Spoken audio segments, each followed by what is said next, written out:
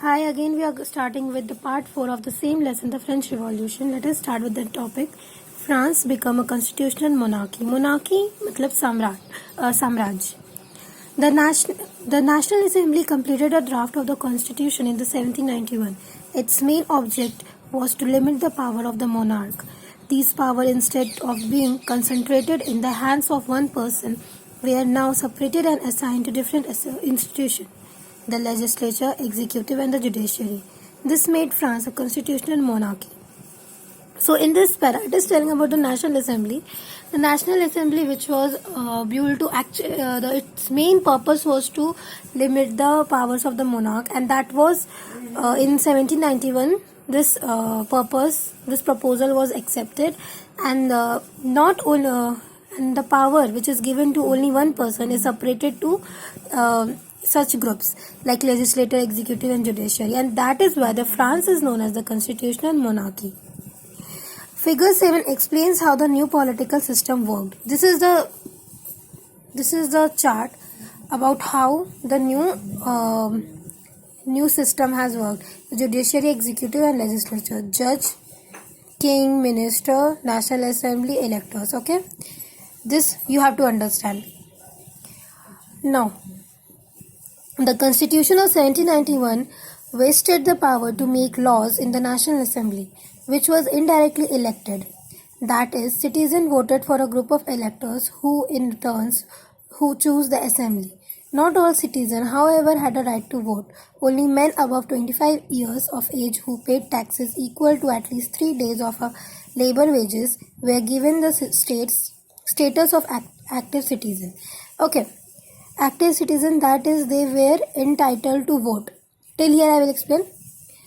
The Constitution of 1791 means the Constitution which was accepted in 1791.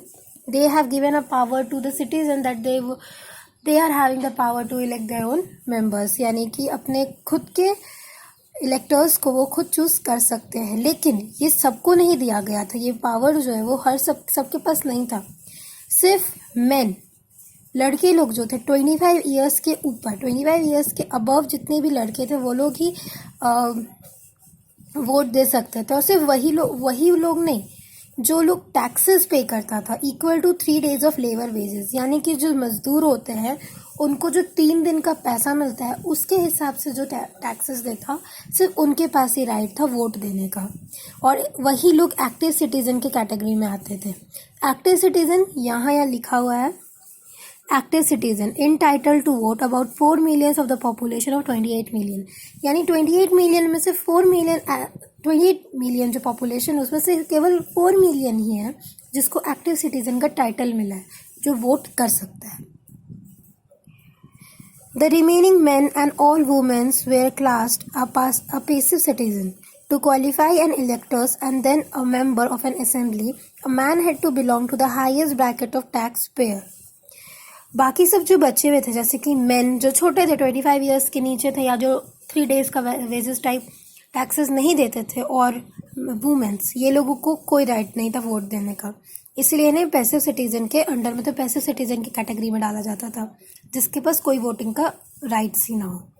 बाकी जो electors और member of assembly, ये लोग क्वालिफाई ऐसे किए जाते थे कि वो जो मैन है यानी वो जो पर्सन है वो highest bracket of tax payer के अंदर आना चाहिए. पेयर के अंदर मीन्स वो लोग को 3 दिन के हिसाब से पैसा टैक्सेस देना होता था.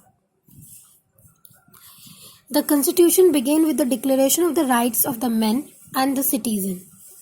Rights such as the right to life, freedom to speech, freedom of opinion, equality before law were established as natural or inalienable rights.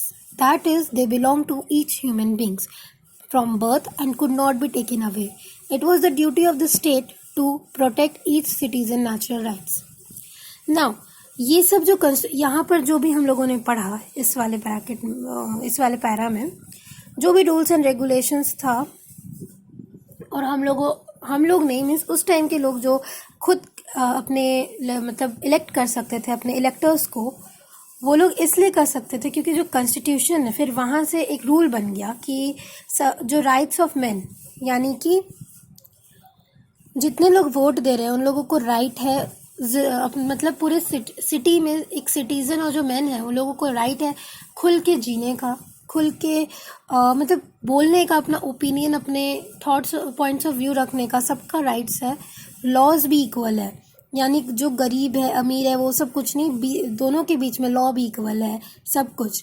और इसी को वे एस्टैब्लिश और नेचुरल और इनएलिएनेबल राइट्स, इसी को नेचुरल राइट्स के नाम से जाना गया या इनएलिएनेबल राइट्स। ये वो राइट है जो हर एक ह्यूमन बींग्स को बर्थ से, यानी कि वो लोग के जन्म से ही ये राइट मिलता था। और ये राइट जो है, यानी ये जो हक है, वो लोगों से लिया नहीं जा सकता था। ये देखने का ड्यूटी किसको था? स्टेट का था कि हर एक सिटीजन का नेशनल राइट जो है वो प्रोटेक्टेड रहे। ठीक है।